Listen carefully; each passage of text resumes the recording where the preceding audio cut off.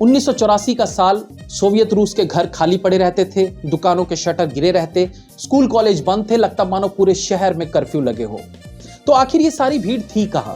असल में ये सारी भीड़ थिएटर के बाहर रहती। ज्यादातर लोग कुर्सी, टेबल या बैठने की अन्य चीजें घर से ही लेकर जाते थे कि कहीं थिएटर में सीट ना मिली तो कम से कम उस फिल्म को अपनी चेयर पर तो बैठ के देख ही सकते हैं।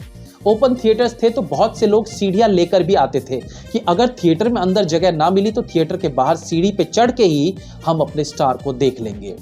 लेकिन आखिर ये स्टार था कौन? ये फिल्म कौन सी थी और वो कौन सा गाना था जिसके लिए रशिया में लोग पागल हुए पड़े थे? इसी पर आज की चर्चा रहेगी। वेलकम टू पलट तेरा ध्यान किधर है।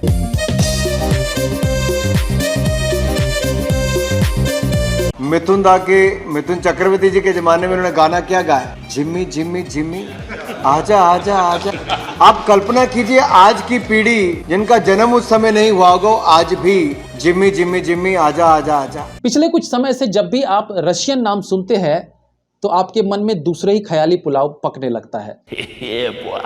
और हो भी क्यों ना, हमारे यहाँ की फिल्मों में, टीवी शोज में रशियन लड़कियों को इसी प्रकार से प्रस्तुत किया गया है, तो इसमें आपकी भी कोई गलती नहीं है। रशियन 15,000। और सच बात तो यह है कि वाकई में रशियन लड़कियां बहुत खूबसूरत होती हैं, लेकिन इन खूबसूरत लड़कियों और वहां के बाकी लोगों के लिए एक ही हीरो है और वो है none other than Mithun Chakraborty.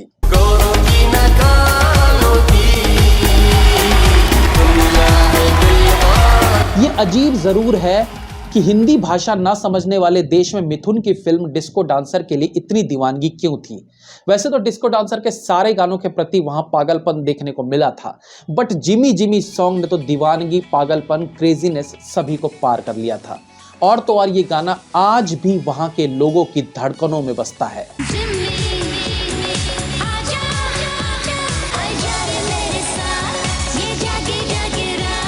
आपको जानकर हैरानी होगी कि भारत में डिस्को डांसर फिल्म ने 6 करोड़ की कमाई की थी, लेकिन उस वक्त सोवियत रूस में इस फिल्म ने 94 करोड़ की छप्पर फाड़ कमाई करके सबको चौंका दिया था। वहां इस फिल्म के रिकॉर्ड तोड़ 120 मिलियन टिकट्स बिके थे।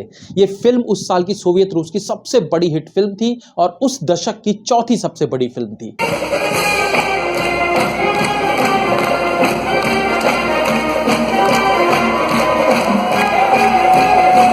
आज भी रशिया की सबसे बड़ी foreign hit film Disco Dancer ही कहलाती है। आज भी मिथुन चक्रवर्ती को वहां किसी भगवान से कम नहीं मानते हैं, बट इसके पीछे क्या कारण था, इस पर हम बात करेंगे। दरअसल 1984 के समय सोवियत रूस यानी union of Soviet socialist Republic में कोल्ड वॉर चल रहा था और उन्होंने वेस्ट कल्चर को पूरी तरह से बॉयकॉट कर दिया था। वेस्ट कल्चर में हॉलीवुड फिल्म्स भी शामिल थी। इसके अलावा वेस्ट के कल्चर, पहनावे, खान पान, सब चीजों का बॉयकॉट कर दिया गया था। ये ऐसा समय था जब सोवियत रूस में एंटरटेनमेंट के नाम पर या तो वहां के गाने और फिल्में थी या फिर भारतीय फिल्में। उस वक्त वहां पर फिल्म बनाने से सस्ता पड़ता था फिल्म को डब करना, तो इसलिए भारतीय फिल्में डब होके वहां देखी जाने लगी। और इसी समय यानी 1984 में वहां फिल्म रिलीज हुई डिस्को डांसर।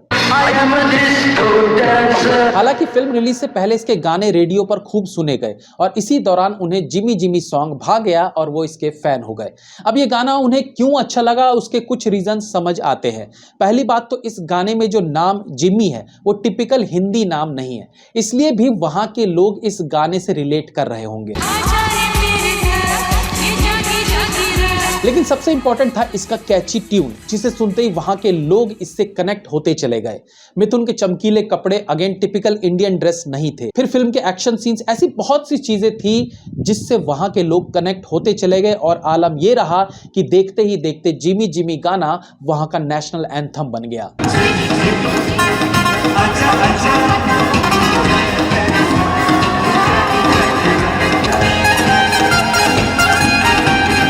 ऐसी कोई शादी नहीं, ऐसी कोई बर्थडे पार्टी नहीं, ऐसा कोई इवेंट नहीं होता था जिसमें जिमी जिमी गाना ना बजता हो। वहां के टीवी शोज में भी ये गाना गाया जाने लगा और बहुत कम समय में मिथुन रशिया में पॉपुलर हो गए। बाद में मिथुन और डिस्को डांसर के प्रति यही दीवानगी चाइना में भी होने लगी थी। मिथुन चक्रवर्ती की पॉपुलैरिटी का अंदाजा आप इस बात से लगा सकते हैं कि इस फिल्म के रिलीज के 2 साल बाद जब यूएसएसआर के लीडर मिखाइल भारत के दौरे पर आए तो उस वक्त के भारतीय प्रधानमंत्री श्री राजीव गांधी ने उन्हें अमिताभ बच्चन से ये कहकर मिलवाया कि ये इस देश के सबसे बड़े सुपरस्टार है। मिखाइल ने हाथ मिलाने के बाद राजीव गांधी से कहा, लेकिन मेरी बेटी तो सिर्फ मिथुन चक्रवर्ती को जानती है। जिमी जिमी आजा आजा, जिमी जिमी आजा आजा। अब तो आलम यह है कि आप किसी रशियन को कहें इंडिया तो वो बोलेगा जिमी जिमी। इस गीत के अलावा आया मैं डिस्को डांसर सॉन्ग भी बहुत चर्चा में रहा था और इस गीत को भी इक्वली प्यार मिला। अच्छा, आपने गैंग्स ऑफ वासेपुर फिल्म तो जरूर देखी होगी।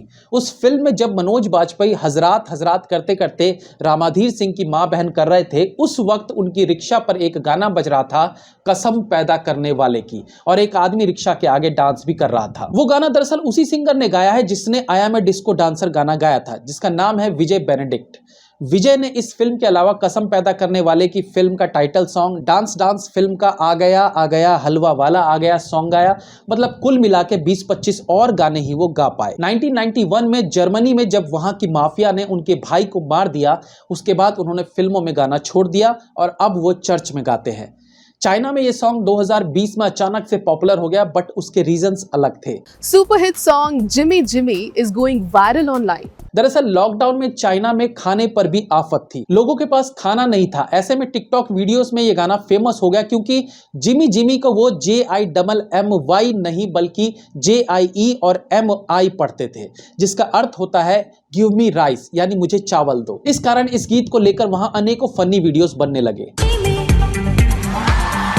बट वापस रशिया की बात करें तो वहां मिथुन, डिस्को डांसर और जिमी जिमी के ऐसी दीवानगी थी कि आज भी मिथुन वहां कदम रख दे तो उन्हें वहां से निकालना मुश्किल हो जाता है। इंडिया की इतनी इज्जत है ना रशिया में, बहुत ज़्यादा।